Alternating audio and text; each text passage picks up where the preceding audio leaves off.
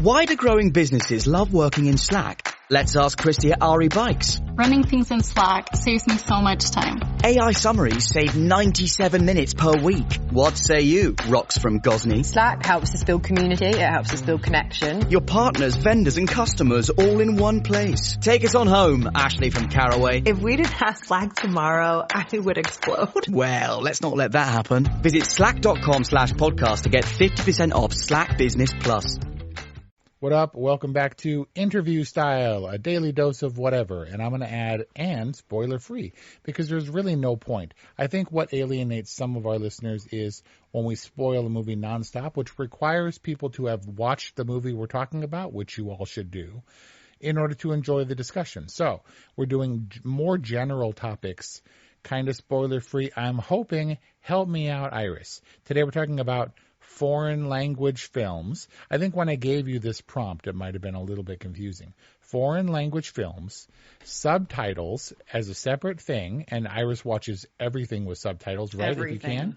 It's why you don't go to theaters. And music films. I was talking to Mom about A Complete Unknown. She sat down and watched Marty Supreme, and then I wondered about Bob Dylan, and if she had seen or cares about music films, Mom being hearing impaired. But subtitles kind of make a movie, right? And yes. Thus foreign language films obviously are aided. We are aided for those movies by subtitles. And so this discussion is really about subtitles, which Iris loves. Because this is interview style, I'm asking Iris, what does the importance of subtitles go? I don't want to miss a thing. So with subtitles, I have a song for that. Is that like I have an app for that? What's the song? It's I Don't Want to Miss a Thing, Aerosmith, from the Armageddon soundtrack. Come on. Wow, your second Armageddon reference. And so with subtitles, I always have a backup, especially if it's, a heavy accent or a real talky movie like a Social Network kind of situation. Oh.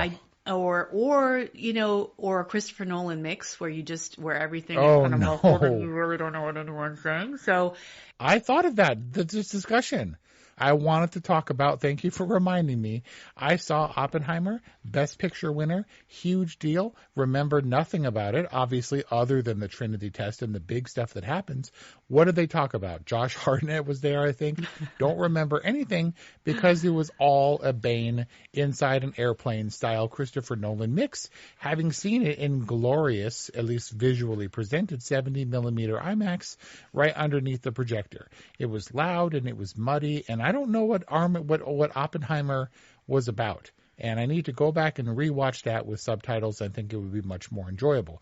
But to your categories, I would also add technical movies where they talk about a lot of stuff and it blends in with the important stuff, arguably. And so you get movies like Apollo 13, which I hope we will review one day. But boy, it really helps when they're talking about gimbal locks and LEMS and Odyssey and the command module and the differences. Sure. It really helps when a lot of technical stuff is illustrated via subtitles, which I will also watch whenever I can. Oh, you love that movie. What else would you add, if anything? I wonder sonically how much movies matter. And I came to this idea that for me, one of the key aspects of movies that I absolutely love is sound design. And I think sound design is one of the most important aspects. It's what I love most about Star Wars. There's cool stuff, but the sound effects in Star Wars are awesome. Iconic. And if you never get those, okay. But Mom literally watches movies on mute now. There's just no reason for the sound. She turns it up if I'm there. But so she gets none of that. And I wonder if it's, if you don't have it, then you don't know what you're missing. You do not want what you haven't got. I think that's Sinead O'Connor. Another movie song reference. I imagine that her imagination fills in the sonic gaps, and that she can still get a lot of gratification from the movie watching experience. I mean, she's always watched movies with subtitles. Even before subtitles were readily available, she would watch foreign language films just because they were subtitled, and still seemed to really, really enjoy it.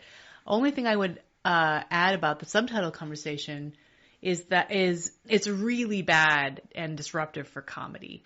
when timing is everything and the subtitle timing is a little too early, you get the joke before it really lands, and it's a major problem. I mean, obviously, when I'm like watching a comedy special or something like that, I will either turn off the subtitles or I'll try not to watch them, to key into them, but it's really bad. Oh. What? Can I add? Yes. The dreaded paraphrase?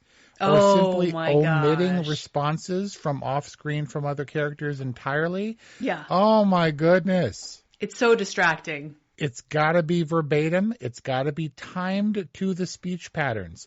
If you don't catch it, then you're just a slow reader. So is it cheat?